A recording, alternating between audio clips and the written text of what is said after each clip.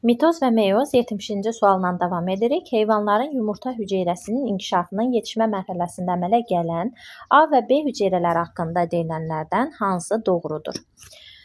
Baxırıq ki, yenə də gametogenez mərhələsinin burada çoxalma mərhələsi, yəni burada artıq mitoz prosesi baş vermiş olur. Çoxalma mərhələsindən sonra burada böyümə mərhələsi gedir ki, böyümə mərhələsinin özü interfazaya uyğundur. Sonrakı mərhələ isə yetişmə mərhələsidir ki, yetişmə mərhələsində isə meyoz prosesi getmiş olacaq. Yəni yetişmə mərhələsini silirəm. Yetişmə mərhələsi dedikdə ağlımıza gələn meyoz prosesi olur. Meyoz prosesini gördükdən sonra qeyd edirəm xromosom dəstləri. Birinci, yetişmə zonasına daxil olmuş xromosom sayı 2, xromatid sayı 4C, DNT sayı isə 4D-dir. Birinci meyoz bölünmənin sonunda N sayda xromosom, 2C sayda xromatid, 2D sayda DNT olur. Birinci bölünmə bitdikdən sonra ikinci bölünmə başlayır və ikinci bölünmənin sonunda əmələ gələn qamet və yönləndirici cisimciklərin hər birində xromosom, xromatid və DNT saylarının miqdarı haploid saya uyğun gəlir.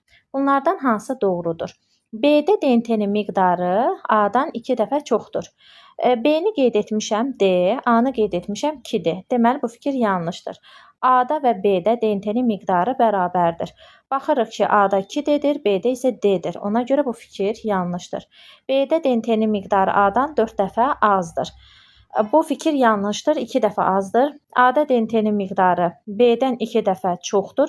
Bu fikir doğrudur. Y variantında A və B hüceyrələrində xromatidlərin miqdarı eynidir, fikri yanlışdır. Baxırıq ki, A-da 2C, B-də isə C şəklindədir. Ona görə də Y variantı getdi. Cavabımız 70-də olacaq, D variantı. 71. Diploid orqanizmdə meyoz prosesi zamanı göstərilən fazaların hansında müvafiq olaraq xromosomlar 2 və 1 xromatiddən ibarət olur. Baxırıq ki, telofaza 1-də xromosomlar 2, telofaza 2-də isə 1 xromatiddən ibarət olur. Çünki anafaza 1-də kənara çəkilən xromosomlar 2 xromatidli olur. Amma anafaza 2-də kənara çəkilənlər isə xromosomlar 1 xromatidli olur. Ona görə də müvafiq olaraq birinci telofazada 2 xromatidli, ikinci telofazada isə xromosomlar 1 xromatiddən ibarət olur. Yəni 71-də cavabımız Y variantıdır. 72-ci suala baxaq. Drozofil milçəyinin somatik hüceyrəsinin bir nüvəsində 8 xromosom vardır ki, onların 4-ü dişidən, 4-ü isə erkəkdən alınmışdır. Bu milçəyin qametlərində erkəkdən və dişidən alınmış xromosomların sayı hansı cavabda daha düzgün göstərilmişdir? Yadımızda saxlayaq ki, qamet əmələ gələn zaman xromosomların xromatidləri bir-birindən ayrılan zaman qütblərə təsadüfi olaraq çəkilir. Yəni, somatik hüceyrənin daxilində 2N 8-dir və bunun 4-ü atadan, 4-ü anadan gəlibsə, ehtimal belədir ki, 0-dan 4-ə qədər ananın xromosomlarından çəkilə bilər. Məsələn, heç ananın xromosomundan qütbə çəkilməyə bilər, və yaxud da ki, biri çəkilə bilər, və yaxud da ikisi çəkilə bilər, və yaxud da ki, 4-ünün 4-ü də anaya uyğun olan çəkilə bilər. Müvafiq olaraq bu formada da atanın xromosomlarından da çəkilə bilər. Yəni, qısacası, düzgün cavabımız burada olacaq ki, biz bilirik ki, əgər 2N əgər 8-ə bərabərdirsə, qametlərdə bunlardan haploid dəst düşür qametə, yəni 4-ü düşür. Bu 4 dənənin 4-ü də ataya məxsus ola bilər, 3-ü ataya, biri anaya məxsus ola bilər. Yəni, qısacası, xromosomların qütblərə təsadüfi çəkilməsi şəklində olduğuna görə bunu heç kəs deyə bilməz ki, neçə dənə atanın xromosomu düşəcək, neçə dənə ananın xromosomu. Bu, tam təsadüfidir. 0-dan 4-ə qədər dişidən, 0-dan 4-ə qədər erkəkdən olan xromosomlar təsadüfi olaraq qütblərə çəkiləcək. Meyozun birinci bölünməsinin anafaza mərhələsində ata və ana xromosomlar hüceyrənin qütblərindən necə paylanırlar? Yenə dediyimiz kimi, daha düzgün cavabı istəyir bizdən, yenə də tam təsadüfi olaraq çəkiləcək. Ona görə də buna uyğun cavab variantını axtarıram. Və cavab Y variantı daha çox uyğundur. Çünki ana və ata xromosomları qütblərə təsadüfi paylanırlar. Təsadüfi olaraq atanın xromosomları qütblərə çəkiləcək. 74. Əgər hüceyrələrin sayı N, onların hər birində xromosomların diploid dərsi X-dirsə, bu hüceyrələrin meyoz bölünməsindən əmələ gəlmiş hüceyrələrdə cəmi neçə xromosom olar? Bunu lövhəmizdə qeyd edək. Baxın, belədir ki, söhbət nədən gedir? Meyoz bölünmədən gedir. 74-cü sualda əvvəlcə yazırıq meyoz. Bizə başlanğıc hüceyrə sayını n veribdir. Meyoz bölünmə nəticəsində əmələ gələcək hüceyrələrin sayı 1-dən 4-dürsə, n-dən 4n qədər olacaq.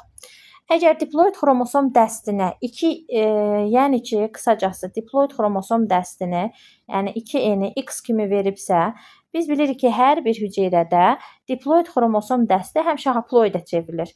Yəni x qədər diploid xromosom dəsti varsa, x bölü 2 sayda yarıya bərabər miqdarda xromosom əmələ gələcək. Və bizə deyir ki, əmələ gəlmiş hüceyrələrdə cəmi neçə xromosom olar? Əmələ gəlmiş hüceyrələrin sayı 4n-dir.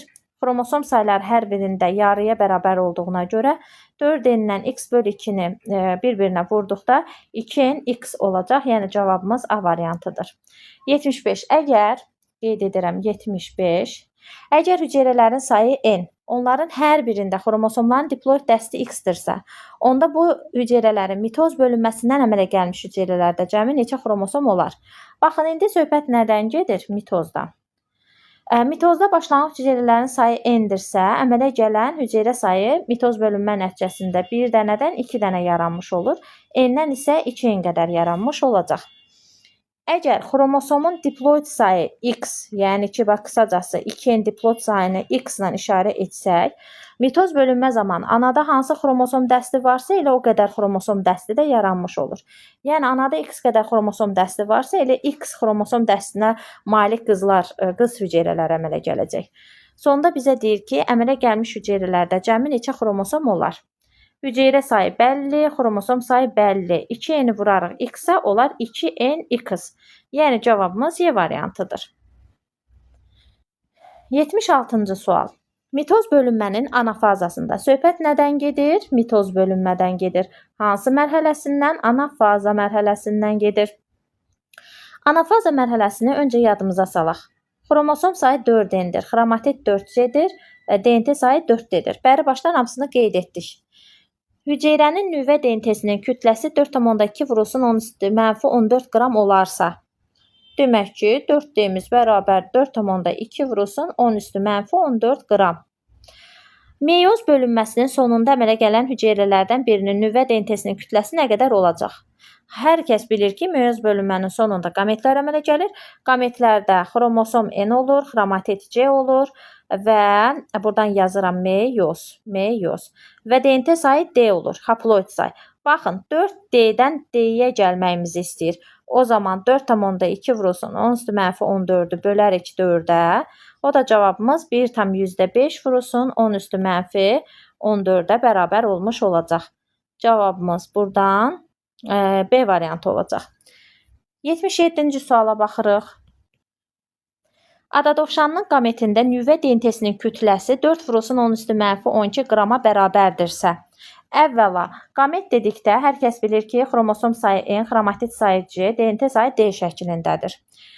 Və qametində nüvə DNT-sinin kütləsi 4 vurulsun 10⁻12 qram dedisə, yəni haploid DNT-mizin miqdarı, yəni D-miz 4 vurulsun 10⁻12 qrama bərabərdir. Ziqotun bölünməsinin profazasında Ziqot əvvəlcə somatik hüceyrə kimi gedir. Onun tərkibindəki xromosom sayı diploiddir. Həmçinin profazasında soruşursa, deməli, mitozun profazasından söhbət getmiş olur. Profazada xromosom sayı 2, xromatid 4C, DNT sayı 4D şəklində olur. Ziqot bölünməsinin profazasının onun nüvəsində DNT-sinin kütləsi nə qədər olacaq? Aha, tapdıq ki, bizdə D-dən 4D-yə gəlməyimizi istəyir. D-nin qiymətini 4 vurulsun 10⁻12 qoyubsa, 4D-yə gəlmək üçün 4 vurulsun 10⁻12-ni 4 dəfə artırırıq və cavabımız 16 vurulsun 10⁻12 edər. Yəni, cavabımız olacaq D variantı. 28-ci suala diqqət yetiririk. Şəkildə xoruzun toxumluğunun yetişmə zonasına keçmiş hüceyrənin meyoz yolla bölünmə sxemi verilmişdir. A və B hüceyrələri haqqında verilənlərdən hansı doğrudur?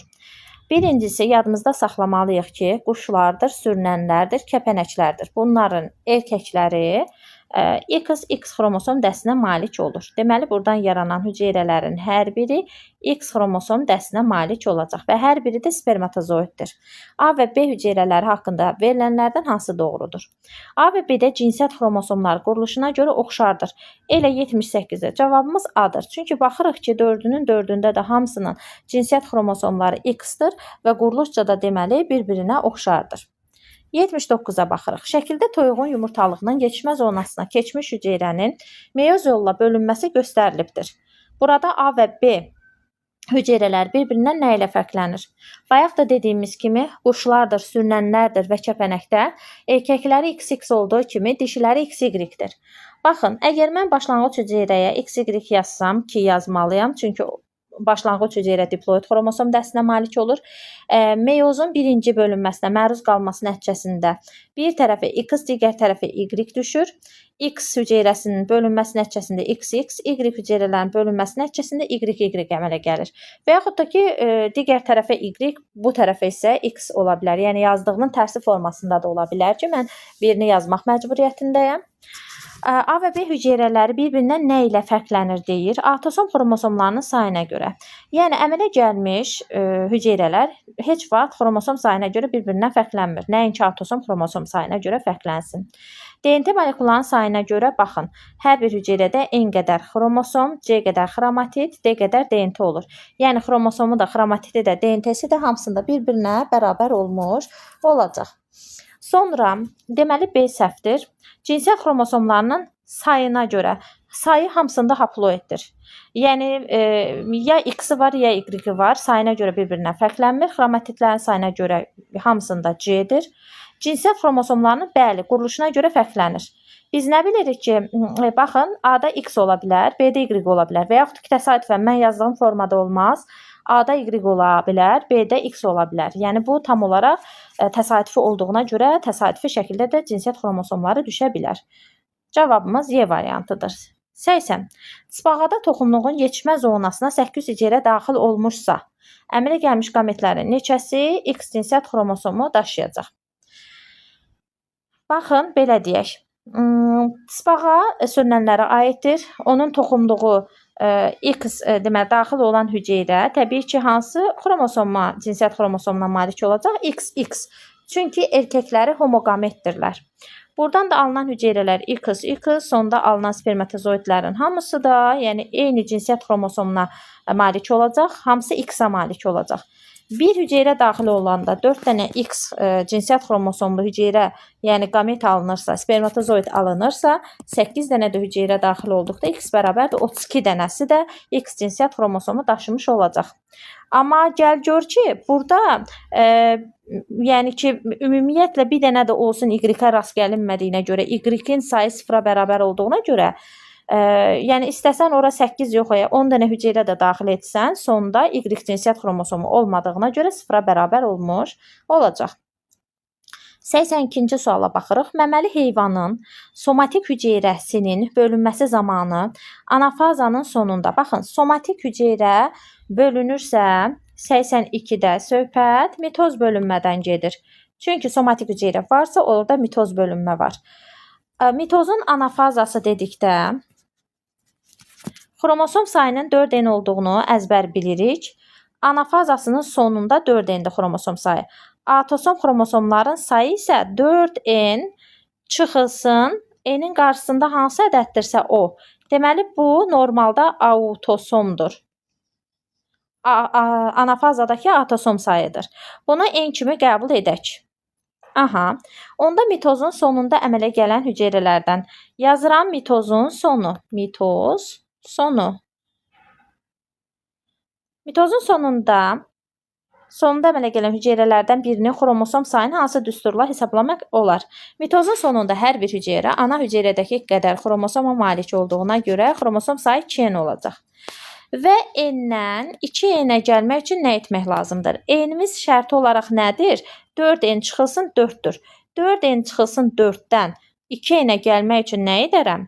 N-in üstünə 4 gələrəm. Olar 4N. Sonra da onu bölərəm 2-yə. Cavabımız olar 2N. Baxın, 4N çıxılsın 4-ü 2N-ə çevirmək üçün əvvəla -4-ü aparmaq üçün üstünə bir 4 gəldim. Sonra da 4N-i 2N-ə çevirmək üçün onu böldüm 2-yə. Yəni qısacası şərti N-lə adlandırılmış hissənin üstünə 4 gəlib, sonra onu 2-yə böldüm. Burada cavabımız olacaq Y variantı. 83-cü suala diqqət yetiririk. Məməli heyvanın ilkin cinsi hüceyrəsinin bölünməsi zamanı meyozun ikinci anafazasının sonunda. Meyozun ikinci anafazasının sonunda xatırlayırıq ki, 2N qədər xromosom var idi.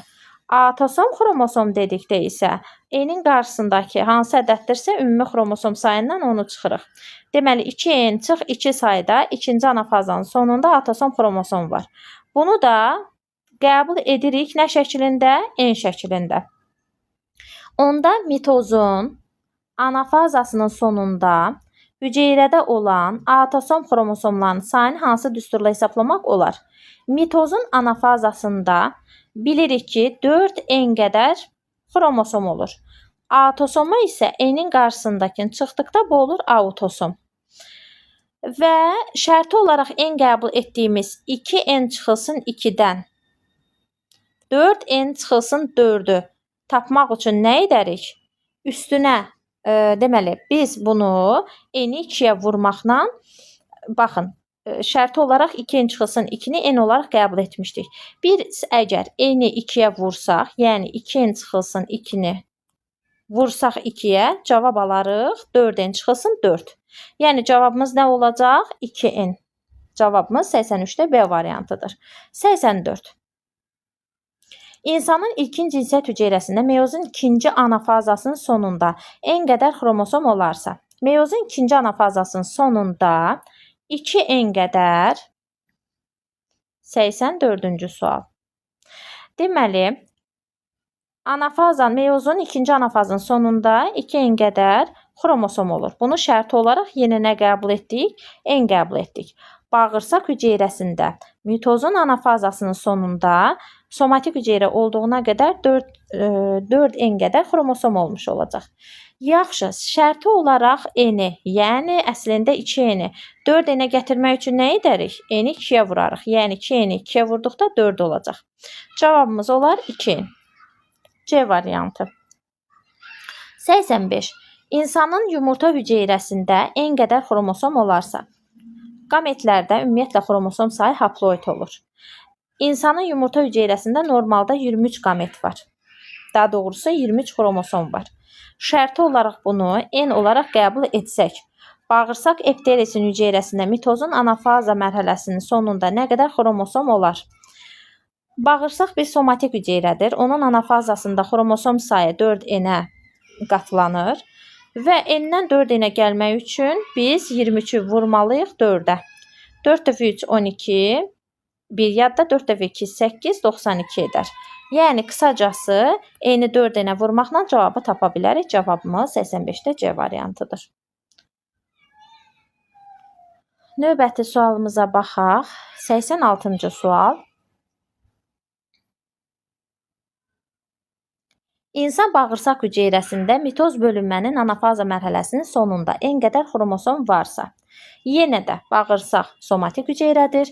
Mitoz bölünməsinin anafazasında 86-da 4N-imizi şərt olaraq N qəbul etdik. Amma ilkin cinsiyyət hüceyrəsində meyozun ikinci fazasının sonunda, ikinci anafazasında biz bilirik ki 2N qədər xromosom olacaq. Aha, bu zaman biz 4N-dən 2N almaq üçün 4N-i 2-yə bölməliyik. Deməli, N-i 2-yə bölərik. Cavabımız olar C variantı. 87-ci suala baxırıq. 87-ci sualda insanın 87 bağırsaq hüceyrəsində mitoz bölünmənin anafaza mərhələsinin sonunda N qədər xromosom olarsa, bağırsaq hüceyrəsi somatik hüceyrədir. Mitozun anafazasında xromosom sayı 4N olur.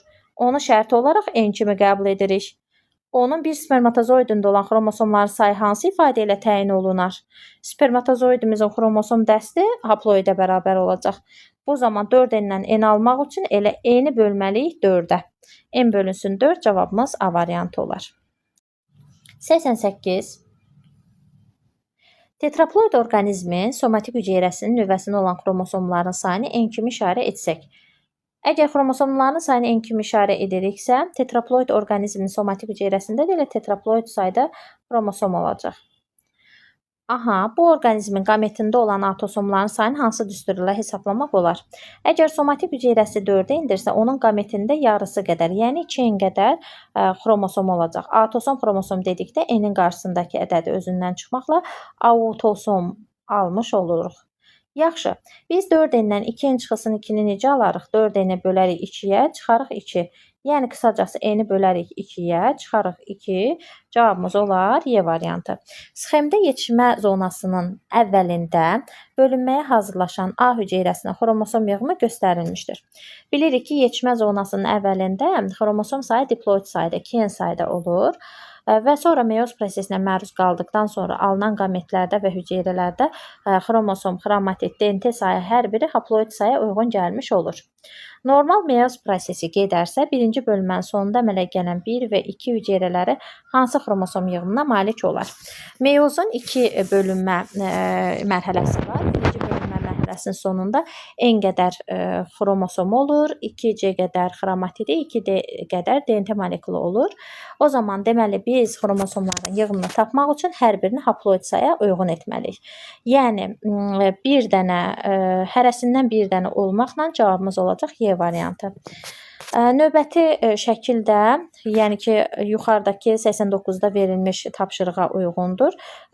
90-da onun əksidir. Yəni, əgər A hüceyrəsi diploid sayı uyğun idisə, bizə o zaman hüceyrələrdəki işarələri birləşdirməklə onu diploid sayı uyğun edərik və cavabımız buradan B variantı çıxar. Digərləri, yəni normal hüceyrələrə uyğun deyil. Bir dənə burada qametə uyğun olan budur və diploid sayı yox, haploid sayıdır. Onun da tərkibində digərləri anormal hüceyrələrdir. Keçək 91-ci sualımıza. 91-ci sualda bizə deyilir. 91-ci sual. Toyuğun qametində atosom xromosomların sayı 38-dir. Yadımızda saxlayaq ki, qamet zaten haploiddir. Atosom isə onun qarşısındakı ədədi çıxmaqla tapırıq. Və bu 38-ə bərabərdirsə, deməli bunun haploid qametinin xromosom dəsti 39-dur. Onun somatik hüceyrəsinin diploid xromosom dəsti isə 78-ə bərabərdir. Toyuq dişidir və yadımızda saxlayaq ki, sürünənlər quşlar və kəpənəklərin dişi fərdi heteroqametliyə malikdir, yəni XY-dir. O zaman biz 78-i yazaraq 76 plus XY şəklində 91-də cavabımız olar Y variantı. 92-yə baxırıq. 92-də xoruzun qametində atosom xromosomların sayı 38-dir. Yenə də n-imiz qametin xromosom sayıdır. Atosom isə n-in qarşısındakı ədədi çıxmaqla tapırıq.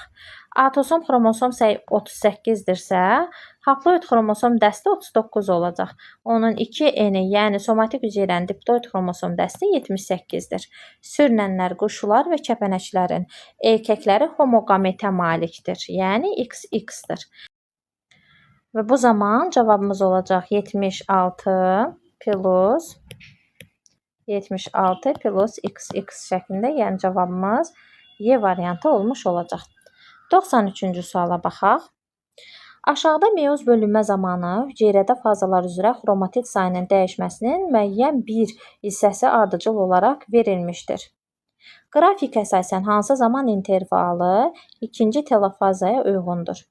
Baxırıq ki, 4x-dan 2x-a düşübdür və birinci meyoz bölünmə sonunda necə olur? Xromosom sayı n olur. Xromatid sayı, belə deyək də, açaq lövhəmizi, sizə də aydın olsun. Deməli, birinci meyoz bölünmə və bu da ikinci meyoz bölünmə. Necə başlayır birinci meyoz bölünmənin profazası? 2n, 4c, 4d şəklində başlayırdı. Sonunda alınan hüceyrələr n, 2c, 2d şəklində olurdu. İkinci meyoz bölünmə isə n, 2c, 2d şəklində başlayırdı. Sonunda alınırdı n, c, d şəklində. Bu şəkildə alınırdı. Deməli, əgər söhbət xromatidlərdən gedirsə, 4C-dən 2C-yə qədər olan hissə birinci meyoza uyğun gəlir, 2C-dən 4C-yə qədər olan hissə isə uyğun gəlir ikinci meyoza. Yəni, qısacası, buradan bura qədər olan hissə birinci meyoza uyğun gəlir. Buradan bura qədər olan hissə isə ikinci meyoza uyğun gəlmiş olur. Və qrafika əsasən ikinci telofazaya uyğun hissə bu hissəyə uyğun gələcək. Çünki 2x-dan x-a düşmə anıdır və bölünmə anında qız xromatitlərin kənara çəkilməsi nəticəsində anafazada çəkilmişdir. Telofazada sitokinez nəticəsində haploid xromosom dəstinə malik olan qametlər yaranmışdır. Ona görə də T5-dən T6 vəziyyətini göstərəcəyik. Aşağıdakı meyoz bölünmə zamanı hüceyrədə fazalar üzrə yenə də xromatit sayının dəyişməsinin müəyyən bir hissəsi ardıcıl olaraq verilmişdir. Qrafik əsasən hansı zaman intervalı birinci telofazaya uyğundur? Yuxarıda da göstərdiyimiz kimi birinci meyoz bölünmə buradan bura qədər olan hissədir və telofaza hissəsində xromatitlərin sayı 4C-dən 2C-yə düşdüyü an, yəni bax bu hissə birinci telofazaya uyğundur. Yəni bu da uyğun gəlir bu nöqtədən bu nöqtəyə qədər. Yəni T1, T2 anı cavabımız D variantı olacaq. Aşağıda meyoz bölünmə zamanı hüceyrədə fazalar üzrə xromatit sayının dəyişməsinin müəyyən bir hissəsi ardıcıl olaraq verilmişdir. Qrafika əsasən hansı zaman intervalı birinci anafazaya uyğundur? Birinci anafazaya bayaq yuxarıda dediyimiz kimi əgər buradan bu hissəyə qədər birinci telofazaya uyğundursa, deməli 0T1 anı isə anafaza hissəsinə, yəni birinci anafazaya uyğundur. Cavabımız buradan Y variantıdır. İnsanda toxumluğun yetişmə zonasına daxil olmuş bir ilkin cinsiyyət hüceyrəsində əmələ gələn qametlərin malik olduğu xromosomların cəmi neçə olar? Toxumluqdan söhbət gedirsə, insanlarda erkək heteroqametliyə malikdir və X, Y şəklində hüceyrə yetişmə zonasına daxil olduqda X, Y cinsi xromosomlara malik olan ayrı-ayrı hüceyrələr yaranır.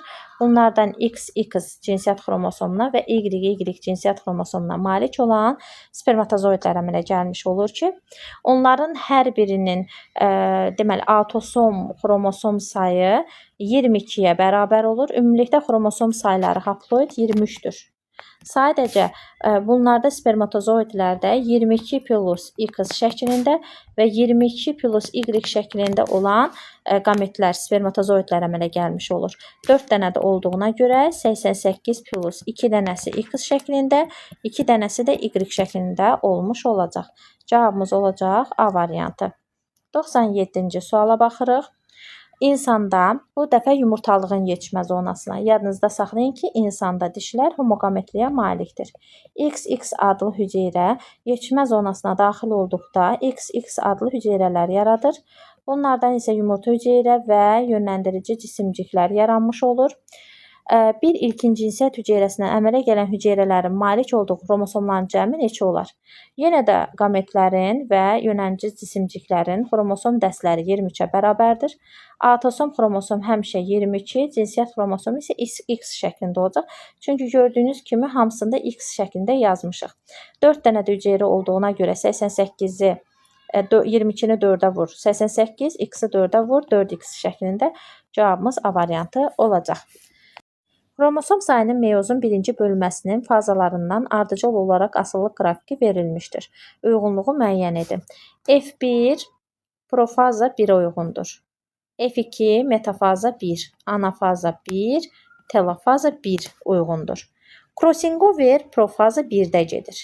Xromosomların sentromerinə və tərtellərinin birləşməsi metafaza 1-də gedir. Mitozdan fərqli olaraq xromosom sayının dəyişməməsi anafaza 1-də gedir. Xromosom sayının azalması, yəni reduksion bölünmə telofaza 1-də gedir.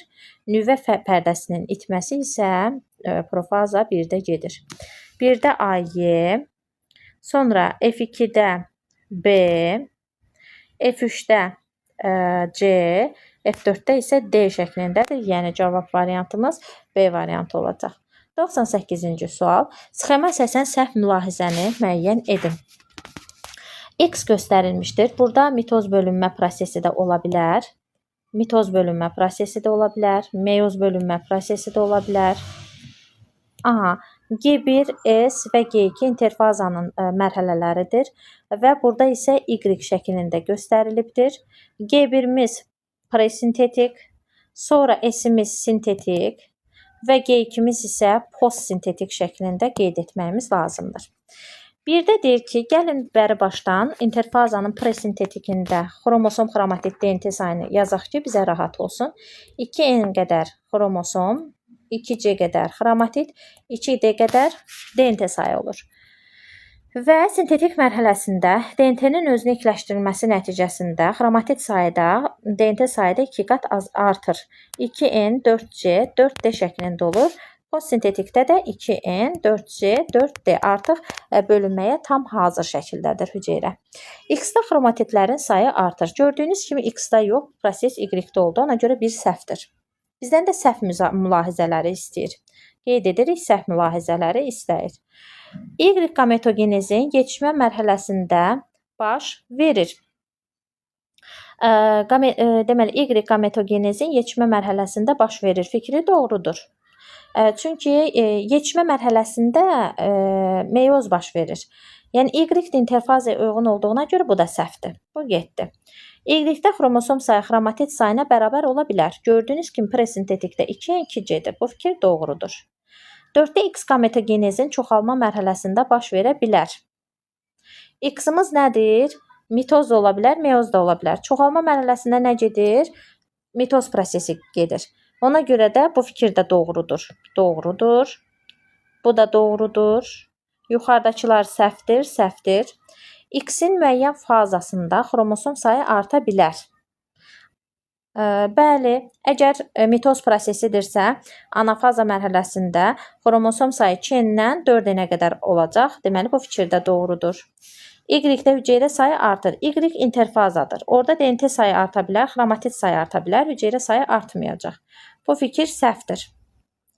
7-də Y-də xromatid sayı artır. Bəli, Y-də də gördüyünüz kimi presintetikdən 2C-dir. Sintetikə keçdikdə 4C olaraq xromatid sayı 2 dəfə artmış olur. Ona görə bu fikir də doğru olaraq qeyd edirəm. Bizdən səhvləri istədiyinə görə 1, 2 və 6 olaraq qiymətləndirirəm. Cavabımız olacaq Y variantı. Ekariot orqanizmlərdə hüceyrə bölünmələri haqqında verilənlərdən hansı doğrudur? Hər nüvə bölünməsindən sonra mütləq sitokinez baş verir. Bu yanlışdır. Çünki elə bir hüceyrələr var ki, o çox nüvəlidir və onların karyokinezi baş verib, sitokinezi olmayıbdır. Qaraciyər hüceyrəsi, sümükiliyi və əzələ hüceyrələri, N-azolaqlı əzələ hüceyrəsini buna misal göstərə bilərik. Bu səhvdir. DNT-nin ikiləşməsi interfazada baş verir. Bu doğrudur. Bir hüceyrələrdə çoxalmanı təmin edir. Bəli, doğrudur. Çox nüvəli hüceyrələrdə baş vermir. Bu doğru fikir deyil. Yəni, çox nüvəli olmaq o demək deyil ki, hüceyrəsi bölünməyəcək. Cavabımız olacaq 2, 3 və C variantı. Cədvələ əsasən B bölünsün A nisbətini hesablayın. Mitoz yolla eyni bir orqanizmdə mitoz yolla bölünən bir nüvəli hüceyrələrinin sayını X götürübdür. Meyoz yolla bölünən bir nüvəli hüceyrələrin sayını da X götürübdür. Biz bilirik ki, mitoz yolla bölünəndə hüceyrələrin sayı əgər X-dırsa, bu 2X qədər olacaq. Çünki 2 dəfə artacaq. Meyoz bölünmədə isə hüceyrələrin sayı 4X qədər olmuş olacaq. Və deyir ki, yaranan hüceyrələrdə bölünmədən dərhal sonra xromatidlərin sayı. Meyoz bölünmədə xromatid sayı 2 dəfə azalır. Yəni C qədər olur. Amma mitoz bölünmə zamanı anada olduğu qədər qalır, yəni 2C. Ümumilikdə olacaq 4XC, burada da olacaq 4XC şəklində bu ikisini saxlayırıq yaddaşda. Sonra yaranan hüceyrələr, yenə deyirəm, 2X qədər burada hüceyrə oldu, 4X qədər burada hüceyrə yarandı. Yaranan hüceyrələrdəki xromosomlarda bölünmədən dərhal sonra DNT zəncirlərinin sayı. Bölünmədən dərhal sonra anadakı qədər DNT molekulu olacaq, yəni 2D qədər mitoz bölünmə nəticəsində qız hüceyrələrdə DNT molekulu olacaq. Hər bir DNT molekulu da 2 zəncirdən ibarət olmuş olduğuna görə 4D-yə vururuq. Olacaq 8XD şəklində və meyoz bölünmədə isə qızlarda əmələ gəlir haploid DNT sayı, yəni D qədər. Zəncir sayı isə 2D qədər olacaq. Vururuq 2D-yə, bu da olacaq 8XD şəklində. Və bizdən də B-nin A-ya nisbətini istəyir. B-miz bəlli 8, A-mız bəlli 4. 8-i 4-ə böldükdə 2-nin 1-ə nisbəti, yəni cavabımız C variantıdır.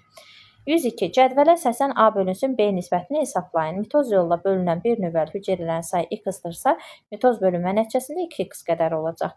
Meyoz yolla bölünən bir növbəli hüceyrələrin sayı x-dırsa, 4x qədər də hüceyrələrin sayı olmuş olacaq. Yaranan hüceyrələrdəki xromosomlarda bölünmədən dərhal sonra DNT zəncirlərinin sayı. Mitoz bölünmədə anadakı qədər DNT molekulu, yəni 2D qədər olur. Amma zəncir dediyinə görə bir molekulumuz da 2 zəncirlidir. Yəni 4D-yə vururam, olur 8x-D şəklində. Sonra meyoz yolla bölünən hüceyrədə DNT molekul sayı haploid D qədər olur, yəni tək bir D qədər olur və bir DNT molekulu da 2 zəncirli olduğuna görə 2D-yə vururuq. Olur 8xD. Bunu yaddaşda saxlayırıq. 8. Yaranan hüceyrələrdə bölünmədən dərhal sonra xromosomların sayı mitozda ilə diploid xromosom dəstinə malik olur. Birincisi, yaranan hüceyrə sayı mitozda 2x qədər olmuşdur. Meyozda isə 4x qədər say olmuşdur. Mitoz bölünmə nəticəsində xromosom sayı dəyişmir və diploid olaraq qalır. Yəni 2-yə vururam, olur 4xn şəklində. Meyoz bölünmə nəticəsində əmələ gəlmiş hüceyrələrdə isə xromosom sayı haploid sayı malik olmuş olur. Yenə də 4xn şəklində olur. B-nin və bizdə də cavabda istəyir ki, A-nın B-yə nisbəti. A-mız 8, B-miz 4-dür. 8-in 4-ə nisbəti 2-nin 1-ə nisbəti kimi qeyd olunacaq. Aşağıda verilən bölünmə mərhələlərindən hansı meyoz bölünmə keçirən 2n bərabər 4 xromosomlu hüceyrəyə aid deyildir?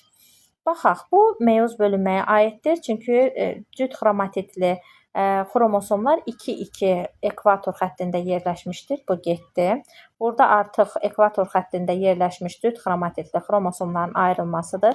Bunun davamıdır. Və artıq burada da gördüyümüz kimi metafaza 2-yə uyğun gəlir. Metafaza lövhəsi əmələ gətiribdir. Və burada da anafaza 2-yə uyğundur meyozun, çünki tək xromatitlər qütblərə çəkilir. Xromosomun gördüyünüz kimi 4-dən 2-yə düşür və tərkib hissələri ayrılmağa başlamışdır. Burada da qeyd edeyim, yəni bu da uyğun deyil, bu da uyğun deyil. Bunu da qeyd edim ki, meyoz bölünmənin metafaza 1-inə aiddir. Burada anafaza 1-inə aid idi. Yəni buradan cavabımız olacaq C variantı. C variantı uyğundur mitoz bölünmə mərhələsinə. 104. X ilə işarə olunmuş hissə üçün doğru mülahizələri müəyyən edin. Baxırıq. İkincilik gərilmə adlanır. Xeyr, bura birincilik gərilmədir. Burada sentromer adlanan sahə yerləşir. Fikri doğrudur. Yəni mərkəzdir. Burada nüvəcik yerləşir. İkinci gərilmədə yerləşirdi. Bu fikir yanlışdır. Ribosomun böyük və kiçik hissəcikləri sintez olunur. Bu, xromosomların ikinci gərilməsində olur. Bu fikir də səhvdir. İlkin gərilmə adlanır. Fikri doğrudur. Bölünmə vətərləri bura birləşir. Fikri də doğrudur. Cavabımız 2, 5, 6 şəklində qeyd edəcəyik. 105-ci suala baxırıq. Mitozun eyni bir fazasında baş verən prosesləri müəyyən edin. Vətər telləri itir. Telofaza. Vətər telləri əmələ gəlməyə başlayır. Profaza. Sitokinez baş verir. Telofaza. Xromatitlər qütblərə çəkilir. Anafaza. Vətər tellərinin əmələ gəlməsi başa çatır. Metafaza. Xromosom spiralları açılır. Telofaza. Uyğun oldu 1, 3 və 6 olaraq qeyd etdik. Hansı 3 proses mitozun eyni bir fazada baş verir? Baxırıq, bölünmə vətərlərinin əmələ gəlməyə başlaması profaza, nüvə pərdəsinin bərpa olunması telofaza, xromosomların spirallaşmasının başlanması profaza, DNT-nin miqdarının azalması, deməli, baxıram, 3 proses mitozun eyni bir fazasında baş verir. DNT miqdarının azalması, anafazada 4D idi, telofazaya keçəndə 2D-yə bərabər olmuş olur. Bu da telofaza, nüvə pərdəsinin əriməsi profaza, bölünmə vətərlərinin əmələ gəlməsinin başa çatması metafaza. Baxırıq ki, hansı 3 proses mitozun eyni bir fazasına baş vermişdir? 1-ci, 3-cü və 5-ci olmaqla 1, 3, 5 olmaqla düzgündür cavabımız. Aha, keçdik 107-ci suala. Sxemə əsasən bütün doğru kəsişmələri müəyyən edin. Profaza 1-də xromosom spirallarının açılması telofazaya uyğundur. Bu fikir yanlışdır.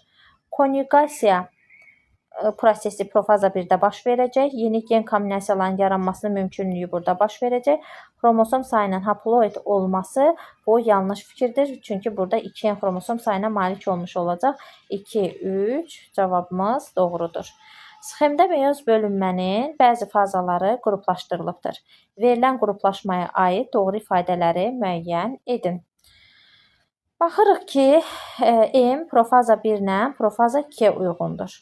M xromatidlərin sayı xromosomların sayından 2 dəfə çox olur. Gəlin yazaq. Profaza 1-də xromosom sayı olur 2N, xromatid sayı 4C olur. Profaza 2-də N, xromosom sayı 2C, xromatid sayı olur. Demək ki, bu doğrudur. Sonra baxırıq ki, L xromosomlar hüceyrənin mərkəzində yerləşir. Bəli, hər ikisində də metafaza lövhəsi əmələ gəlir. Doğrudur. Baxırıq K nədir? Profaza 1-lə metafaza 1-dir. Xromosom sayları eyni olur. Profaza 1-lə, baxın, metafaza 1-i yazıram. 2N və 4C qədər olur. Və demək ki, bu fikir də doğrudur. Çünki 2N burada, 2N burada. Bu fikir də doğrudur. N nədir? Profaza 2 və metafaza 2-dir. Sentromerə bir qütbdən vətər teli birləşir. Baxın, bu metafazaya aiddir. Profazaya aid bir şey deyil. Çünki vətər teli hələ profazada əmələ gəlməyə başlayıbdır. Metafazada birləşəcək. Bu fikir yanlışdır. K-ya baxırıq ki, profaza 1-lə metafaza 1-dir. Xromosomlar arasında gen mübadiləsi gedir. Bu da ancaq profaza 1-ə aid olduğuna görə bu fikir səhvdir. Düzgün cavablarımız 1, 2 və 3-dür. Drozofil milçəyində mitoz zamanı anafaza mərhələsinin sonunda hüceyrədə neçə qız xromosom olur? Drozofil milçəyinin 2N-i 8-dir. Anafazada da 4N olduğuna görə 4N-imiz bərabər olacaq 16-ya. İnsanın sümük hüceyrəsinin nüvəsində anafazanın sonunda cəmi neçə xromosom görünə bilər? Normalda xromosom sayımız 2N-dir. Anafazada 4N olacaq. 2N-imiz 46-dırsa 4N-imiz 92-yə bərabər olacaq. İnsanın toxumluğunun yetişmə mərhələsində bir başlanğıc cinsiyyət hüceyrəsindən əmələ gəlmiş qametlərdə xromosomların cəmi neçədir?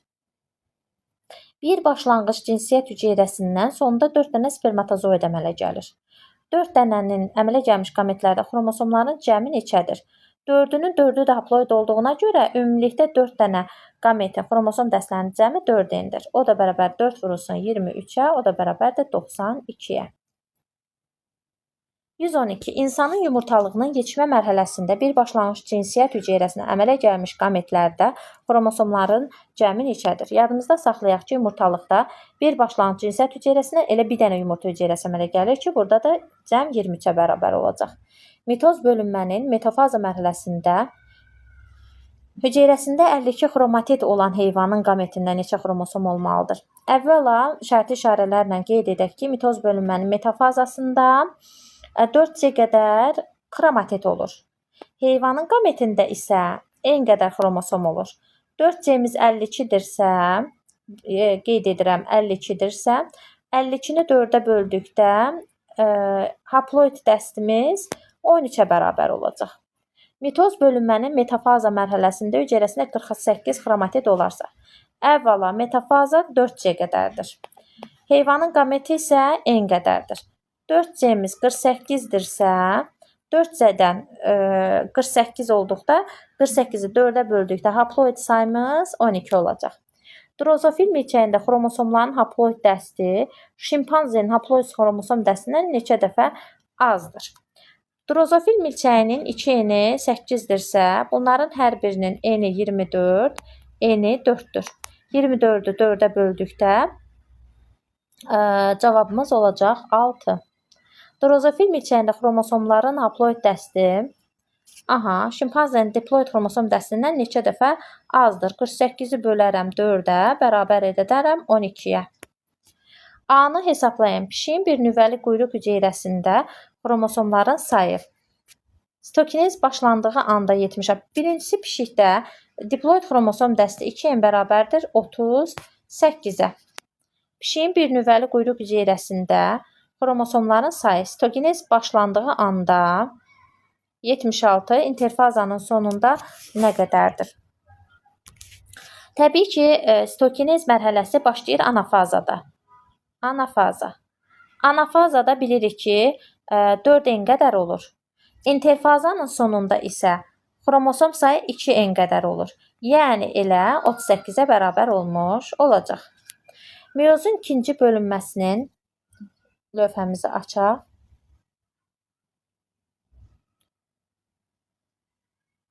Bəli, deməli 118-ci sualda nə deyir? İkinci bölünməsinin anafaza mərhələsinin sonunda hüceyrədə xromosom, DNT molekulları və xromatitləri 114 olan canlının yumurta hüceyrəsindəki xromosomların sayını müəyyən edin. Meyozun ikinci bölünməsinin anafazası yazıram. Meyoz bu 118-dir. İkinci bölünmə anafaza və biz əzbərdən bilməliyik ki, 2N, 2C və 2D qədər xromatit, xromosom və DNT sayına malik olacaq. Xromosom, DNT molekulu və xromatitlərin cəmi 114-ə bərabərdir. Hamısını x-la götürsək, 6x-imiz bərabər olacaq 144-ə. Buradan haploid sayı taparam ki, 24-ə. Aha, canlının yumurta hüceyrəsində xromosomların sayı elə yumurta hüceyrədə haploid xromosom dəstinə malik olduğuna görə cavabımız 24 olacaq. 119-cu suala baxırıq. Mitozun anafaza mərhələsinin sonunda, bu dəfə mitozdan gedir söhbət və mitozun anafazasından. Anafaza. Xromosom, DNT molekullarının və xromatitlərin cəmi. Diqqətli olmaq lazımdır ki, DNT molekulu yazmaz, DNT zənciri yazar. Bu zaman sizin cavabınız səhv çıxa bilər. DNT molekulu versə, bu şəkildə yazacağıq. Anafazada, mitozda 4N, 4C, 4D şəklində. Əgər DNT-ni molekul yox, zəncir versəydi, biz 8D kimi yazmalıydıq. Və bunları şərti olaraq x kimi qəbul etsək, 4, 4, 4 və 12x bərabərdir. 288 edər. Və x-imiz də bərabər olacaq 2 dəfə, 4 dəfə, yəqin ki, düzgün etdim, 24. Yumurta hüceyrənin xromatitlərinin sayı da C-yə bərabər olduğuna görə, C də haploid olduğuna görə elə 24-ə bərabərdir. Növbəti sualımıza baxaq. Yumurtalıqlarda və toxumluqlarda baş verən meyoz nəticəsində cəmi 20 qamet əmələ gəlmişdir. Yadımızda saxlayaq ki, toxumluq və yumurtalıqda bir hüceyrənin sonunda 4 dənə qamet əmələ gəlir. Amma yumurtalıqda bir hüceyrənin bölünməsi nəticəsində bir qamet, 3 dənə yönləndirici cisimcik əmələ gəlir. Yəni, yumurtalıqlar və toxumluqlara eyni hüceyrə daxil olduqda, yəni bir hüceyrə daxil olduqda 5 qamet əmələ gəlirsə, 20 dənə qametin alınması üçün başlanğıc sayın 4 olması lazımdır. Yəni, 4 hüceyrə toxumluğa daxil olmalı, 4 hüceyrə isə yumurtalığa daxil olmalıdır ki, 20 dənə qamet alınsın. Bu belə. Və bizə deyir ki, meyoz prosesinə məruz qalmış ilkin erkək və dişi cinsiyyət hüceyrələrinin sayının bərabər olduğunu nəzərə alsaq, alınmış qametlərdən neçəsi yumurta hüceyrə olar? 4 dənəsi yumurtalığa daxil olubsa, bunlardan 4-ü yumurta hüceyrə, 4 dənəsi toxumluğa daxil olubsa, 16 dənəsi isə spermatozoid olacaq. Yəni, cavabımız 4 olacaq. 121. Bir fərdin somatik hüceyrəsinin bölünməsi zamanı anafaza mərhələsinin sonunda özdə somatik hüceyrəsinin anafazasında deyirsə, söhbət nədən gedir 121-də? 121-də mitozdan söhbət gedir və bunun anafazasından söhbət gedir. Görünən xromosomların sayı 36-dır. Yəni, 4N bərabərdir 36-dır. Bu fərddə cinsiyyət vəzlərinin yetişmə zonasının sonunda əmələ gələn yönləndirici cisimciyin xromosom sayını təyin edin dedikdə, yönləndirici cisimcik haploiddir və onun sayı 9-a bərabər olacaq. Baxırıq 122-ci suala. Yadımızda saxlayaq ki, 122-nin rahat yolla yerinə yetirməyimiz üçün bu düsturu yadımızda saxlamalıyıq ki, ilkin cinsiyyət hüceyrəsinin üzərinə X qameti gəlirik, alınır Y yönləndirici cisimcik. Ya da ki, ilkin cinsiyyət hüceyrəsinin üzərinə Y qameti gəlsək, alınacaq X yönləndirici cisimcik alınmış olacaq. Göyərçinin yumurtalığının yetişmə zonasına daxil olmuş hüceyrələrin sayı 30-dur. Yadınızda saxlayın ki, yetişmə zonasına neçə hüceyrə daxil olubsa, həmişə o sayda qamet olur. Məsəl üçün, 30 dənə daxil olubsa, elə 30 dənə də qamet var. Düzdürmü? Əgər əmələ gəlmiş bütün qametlərdəki Y cinsiyyət xromosomlarının sayı 25-dirsə, 30 qametdən 25-i Y-dirsə, 5 dənəsi X-dir. Bizə də deyir ki, əmələ gəlmiş bütün yönləndirici cisimciklərdəki Y cinsiyyət xromosomlarının sayını tapın. Yəni, bizdən Y yönləndirici cisimciyi istəyir. Yaxşı, Y yönləndirici cisimciyi tapmaq üçün ilkin cinsiyyət hüceyrəmiz bəlli 30-dur. Üstəgəl X qametimiz 5-dir, bəllidir. Cavabımız olacaq 35. Deməli, Z-imiz nədir? 35. Digər suala baxırıq. Yenə bu düsturlardan istifadə edəcəyik. Bəli. Yenə baxırıq 123-də. Göyərçinin yumurtalığın yetişmə zonası daxil olmuş hüceyrələrin sayı 30-dur. Elə 30 dənə də qamet var burada. Əmələ gəlmiş bütün qametlərdəki Y cinsiyyət xromosomlarının sayı verilibsə, 30-dan da 25 çıxanda deməli 5-i X-dir. Əmələ gəlmiş bütün yönləndirici cisimciklərdəki X cinsiyyət xromosomlarının sayını istəyirsə, deməli bundan hesablayacağıq. İlkin cinsiyyət hüceyrəmiz bəlli, Y qametimiz bəlli və bu da olacaq 55 dənə X. Cavabımız X da 55 olacaq. 124-ə baxırıq.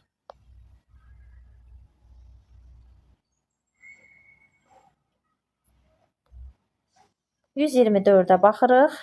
Göyərçinin yumurtalığın yetişmə zonasına daxil olan hüceyrələrin sayı 30-dur. Deməli, burada 30 dənə qamet var. Əmələ gəlmiş bütün qametlərdəki X cinsiyyət xromosomlarının sayı 5 dənədir. Deməli, 30-dan 5 çıx, 25 dənəsi də Y-dir. Əmələ gəlmiş bütün yönləndirici cisimciklərdəki Y cinsiyyət xromosomlarının sayını tapın deyir. Y-i istəyirsə, deməli, bu düsturdan istifadə edirik. İlkin cinsiyyət hüceyrəmiz 30-dur. X qametimiz 5-dir. Deməli, cavabımız 35-dir. Burada olacaq 35. Növbəti sualda 30 dənə daxil olmuş yetişmə zonasına hüceyrə varsa, elə 30 dənə də qametimiz var. Əmələ gəlmiş bütün qametlərdəki X cinsiyyət xromosomlarının sayı 5-dirsə, deməli, Y-imiz 25-dir. Əmələ gəlmiş bütün yönləndirici cisimciklərdəki X cinsiyyət xromosomlarının sayını istəyirsə, yazıram X yönləndirici cisimciklərinin sayını istəyirsə, biz bunu tapacağıq növbəti düsturumuzdan, yəni bundan tapacağıq. İlkin cinsiyyət hüceyrəmiz 30-dur, Y qametimiz 25-dir və bu zaman cavabımız olacaq 55. Növbəti sualımıza diqqət yetirək.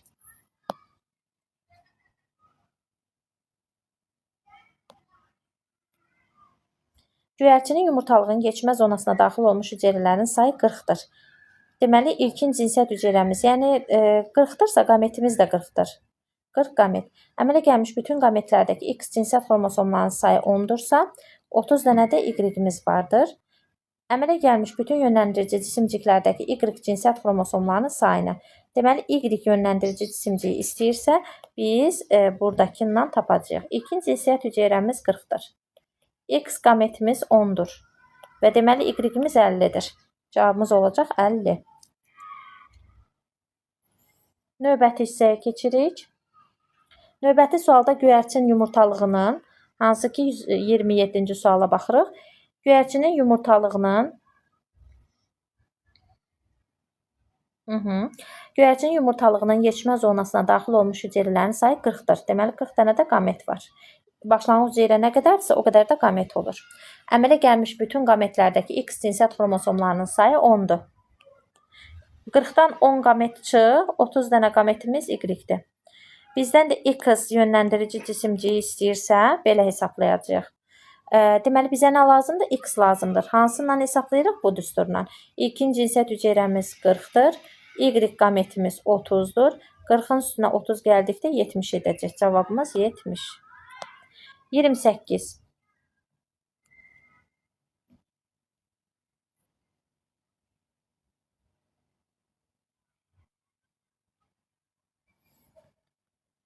Yirmi səkkizinci suala baxırıq. Göyərçin yumurtalığının yetişmə zonasına daxil olmuş hüceyrələrin sayı 40-dırsa, 40 dənə də qamet var. Əmələ gəlmiş bütün qametlərdəki Y cinsiyyət xromosomlarının sayı 30-dursa, 10 dənə də X var və Y yönləndirici cisimciyi istəyir bizdən. Yəni, bunu hesablamağımızı istəyir. İlkin cinsiyyət hüceyrəsi 40-dır. Üstünə X qametimiz 10-dur. 50 dənə olacaq cavabımız Y-də.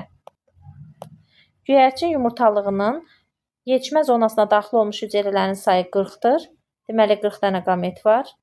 Əmələ gəlmiş bütün qametlərdəki Y-i verib bizə. 40-dan 30 çıxdıqda 10 dənəsi X-dir. Və X yönləndirici cisimciyi istəyirsə, buradan hesablayırıq. X yönləndirici cisimcik bu düsturla. İlkin cinsiyyət hüceyrəmiz 40-dır. Y-imiz 30-dur. Və cavabımız olacaq 70. Bəli. Növbəti sualımıza baxırıq. 130-cu sual. Uyğunluğu müəyyən edin. Sitoplazma qız hüceyrələr arasında həmişə bərabər bölünür deyə nə bitki hüceyrəsində, nə heyvan hüceyrəsində belə bir şərt yoxdur. Bu ümumiyyətlə heç birinə getməyəcək. Plazmatik membranın altında əmələ gələn aktin və miozin tərkibli safların iştirakı ilə gedir. Aktin miozin zülalları əzələnin tərkibinə daxildir. Əzələdəki heyvanlarda olduğuna görə B ikinciyə gedəcək. Sitoplazma xaricdən daxilə doğru ayrılmağa başlayır. Əgər xaricdən daxilə doğru ayrılırsa, yenə də söhbət heyvanlardan gedir, boğumlanaraq bölünürlər. Bölünmə hüceyrənin mərkəzindən başlayıb qılafa qədər davam edir deyirsə, bu bitki hüceyrəsindən söhbət gedir. Çünki hüceyrə divarı olduğuna görə boğumlanıb bölünə bilmir.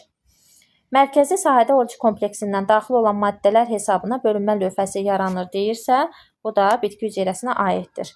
1D, 2BC olmaqla qeyd edirik. Mitoz üçün proseslərin ardıcıllığını müəyyən edin. Profaza, metafaza, anafaza, telofaza. 1. Xromosomların despiralizasiyası və sitokiniz.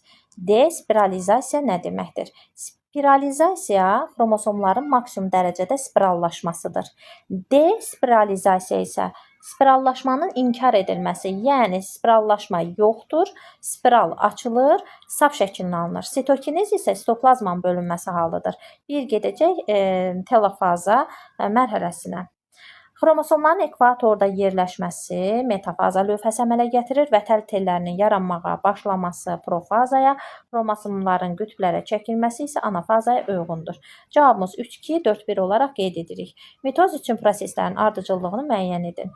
Nüvəciyin yox olması profaza, vətər tellərinin tam formalaşması metafaza, xromosomların sayının 2 dəfə artması anafaza, nüvə pərdəsinin formalaşması telofaza. Elə göründüyü kimi profazadan telofazaya doğru 1, 2, 3, 4 şəklində qeyd edirik. İnterfazadan başlayaraq mitozun sonuna qədər hüceyrədə baş verən aşağıdakı proseslərin baş vermə ardıcıllığını müəyyən edin. DNT-nin ikiləşməsi və ATF-in sintezi interfaza. Xromosomların sitoplazmada sərbəst yerləşməsi profaza. Xromosom sayının artması anafaza. Hüceyrə sayının artması telofazanın sonu. Vətər tellərinin sentromerlərinə birləşməsi metafaza. Sitoplazmanın bölünməsi isə telofazanın başlanğıclarında yaranır. Deməli, qeyd edirik 1 interfaza, 2 profaza, sonra metafaza 5, sonra anafaza 3, sonra sitoplazmanın bölünməsi 6, sonra isə deməli hüceyrə sayının artması 4. Cavabımızı 1, 2, 5, 3, 6, 4 olaraq qeyd edirik. Sonra 134-ə baxırıq. Xromosom sayının artması anafaza yenə də mitozun sonuna qədər istəyir. Bölünmə vətərinin əmələ gəlməsini başa çatması metafaza, sentriolların qütblərə çəkilməsi deyirsə profaza, nüvə qılafının əmələ gəlməsi deyirsə telofaza, nuklein tuşları zülalların sintezi interfaza, hüceyrə sayının artması isə telofazanın sonu. Deməli, olacaq interfaza 5, sonra profaza gəlir 3, metafaza 2, anafaza 1, sonra nüvə qılafının əmələ gəlməsi başlasın ki, sonra hüceyrənin sayı artsın. 5, 3, 2, 1, 4, 6 kimi qiymətləndiririk.